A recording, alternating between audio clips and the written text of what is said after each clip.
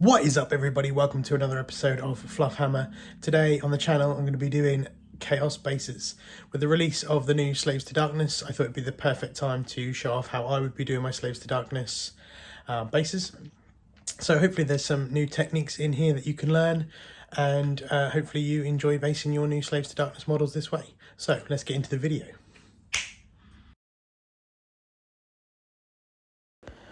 Okie dokies, so we'll start off here with a base. I have primed it with a matte black from Colourforge. Any black is fine. We'll be using Mephiston Red, Bold Pyrrole Red from Pro Acryl, Orange from Pro Acryl, and then we will also be using Uriel Yellow from Citadel, Flash Gits Yellow from Citadel, Dawn Yellow from Citadel, and then any white I'm going to be using Bold Titanium White again from Pro Acryl. The other reds you could use, you could swap out the two Pro Acryls for something like Evil Sun's Scarlet, and then I forget the oranges in the Citadel range, but something like Fire Dragon Bright from Citadel would be perfect. So what I'm going to do to start off with is using any large brush. I'm just going to draw some kind of like lava patterns, I suppose is the best way to describe it. Just some large line patterns across the base, and I want it to have quite a rough edge to it. I don't want it to be a really smooth line, because as this layer dries, it's thinned 50-50 with water, so it's not a mega opaque layer. We're looking to just do this to rough in the shapes, and also as it's over quite a dark black undercoat, that will help the red blend into the background a little bit. Next up, we'll be grabbing the Bold Pyrrole Red from Pro Acryl, and this is a mega saturated red, and I really love it. Again, diluted 50-50 just with water, and we're now going to go into like a size 2 brush. Anything you've got to do really, as long as it's not too thin. And basically, you're just going to trace the areas you've already done with the Mephiston Red, just with the Bold Pyrrole Red. Aiming to leave a little bit of Mephiston Red either side.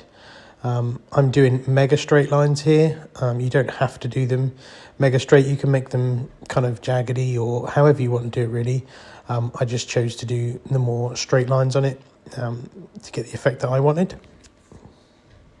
Next up is Pro Acryl Orange, and guess what? We're going to be doing it exactly the same.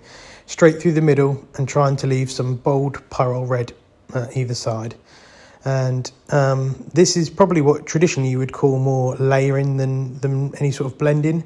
So you're leaving a little bit of the previous colour every time underneath, and then you're layering on top a different colour. None of these are like mega saturated, and as you can see, I aren't doing 2 passes with them. So with this orange, you will allow a little bit of the red through as it starts to dry, which will just help the layering become kind of smoother rather than having really kind of choppy transitions. Once that stage is done, we are going to repeat the exact same thing again here using the Uriel Yellow from Citadel. And again, I've got a paint diluted 50-50 with water. And once we have done the entire base with the Uriel Yellow, we're going to be following the entire pattern all around the base again using Flash Gits Yellow. So that will be, once again, just trying to do a slightly thinner line all the way around with the Flash Gits Yellow. After we finish this Uriel Yellow, just being as neat as you can, just going around following the lines.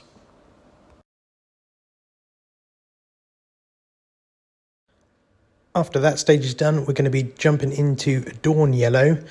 Now this is where it changes slightly, not a huge amount. Basically, we're going to be pulling maybe 2 to 3 mil in every direction from where points meet. So as you can see, there's 3 points meet there together, and we've just done a tiny little kind of conjoining section. So almost an effect that the lava underneath is just getting hotter and hotter as the points meet in the joining areas. After that, we're going to be jumping into a Bold Titanium White, and it's just going to be a dot highlight where there's the points meet. So right in the middle of that dawn layer we've just applied, we're going to be chucking on a little dot of bold titanium white from Pro Acryl. Any brand of white will do. After that's dried, give it a good 10-15 minutes, we're going to cover the entire base with PVA glue. And the reason for doing this is it will seal the paint job, but also we're going to be using the Crackle effect paint after that, and it will give us some much bigger cracks in the technical paint, which is obviously better for what we're going for here. So we can actually see the effect we've spent all that time painting underneath. So we're going to be jumping into Citadel's texture paint, Mordant Earth. And I really like this paint. It takes absolutely ages to dry. I've put it on mega thick so we get some nice big crackles. And I think this was about 3 to 4 hours drying time is the only kind of downside with that. After it's dried, we're going to dry brush it with a Skaven Blight Dinge to give it that kind of rocky grey lava effect. And then finally, once we've finished dry brushing the Skaven Blight Dinge, we're just going to add a little bit of Wolf Grey from Vallejo, but this could be something like Administratum Grey from Citadel, anything like that, really, just a lighter grey. Very fine highlight there, just to pick out the edges with a dry brush.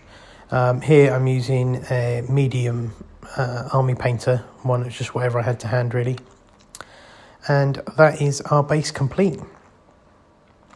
So, I hope you like the finished effect of my Chaos bases.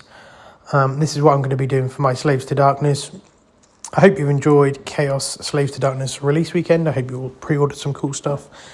And yeah, do all those good things for me. Hit the like, subscribe button, share it with your friends. Thank you so much for watching, and I'll see you in the next one. Take care, everyone. Bye-bye.